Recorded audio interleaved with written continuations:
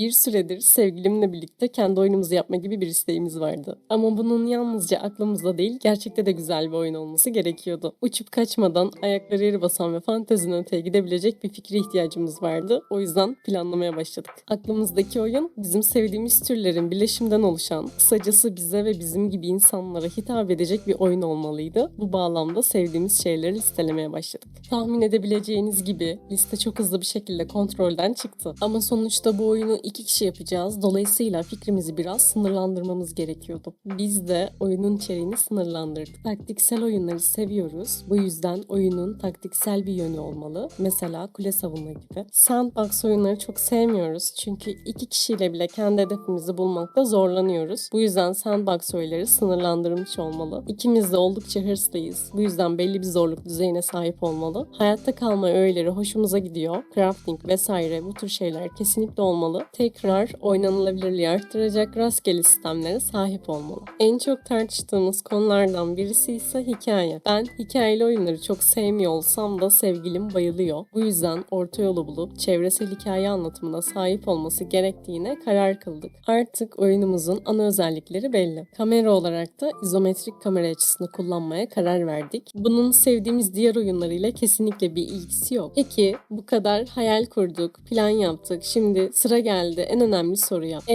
Ne oynuyoruz biz? Oyunumuz kule savunma, crafting ve roguelike unsurlarını birleştiren ve biraz da zorluk serpiştirilmiş bir oyun olacak. Her bölüm karakterimizin elindeki çapa ve yarım dolu bir envanterle başlamasıyla açılıyor. Ayrıca haritanın tam ortasında kıpırdamayan dev bir yapı var. Enerji çekirdeği. Bu hem tüm savunmaların enerji kaynağı hem de senin canın. Yok edildiği takdirde doğrudan Game Over ekranına yollanıyorsun. Ama her şey bitmiş değil. Oyunda kazandığın oyun içi para birimi ile koşma hızı, kazma hızı, atınma, başlangıç envanteri geliştirmesi gibi sayısız geliştirmelerden bir veya birkaçını satın alıp bir sonraki turda daha ileriye gidebilirsin. Neyse, bunlarla kafanızı daha fazla karıştırmadan oyunun içinde nasıl ilerleyeceğiz ona bakalım. Oyuna girdin. Haritada sen, enerji çekirdeği ve enerji çekirdeğini yok etmek isteyen düşmanların var. Envanterin ise neredeyse bomboş. Sadece tek bir taret kurabilecek materyal bırakılmış. Karakterin savaşçı falan değil. O yüzden gidip düşmana kafa atamıyorsun. Ne yapıyorsun? Envanterindeki materyaller ile tareti kuruyorsun. Giriyorsun o taretin içine. Bizzat kendin kontrol ediyorsun. Unutmadan. Bu taretin çalışması için bir şart var. Mutlaka enerji çekirdeğine bağlı olmalı. Nasıl bağlıyorsun? Başta kablo yok. O yüzden mecburen dibine koyuyorsun. Evet, garip ama bu evrende bir şeyleri her daim kablo ile bağlamana gerek yok. Yine de ilerledikçe kabloları kullanman mantıklı olabilir. Sonuçta enerji çekirdeğinin çevresine yalnızca 6 adet yapı kurabilirsin. Tamam, 6 yapı kurduk. Sonra daha fazla gelişemeyecek miyiz? Sonrası belli. Koş koş koş, kas, mineralleri çıkar, kabloyu üret, daha uzağa da güç taşı. Bu arada düşmanlar da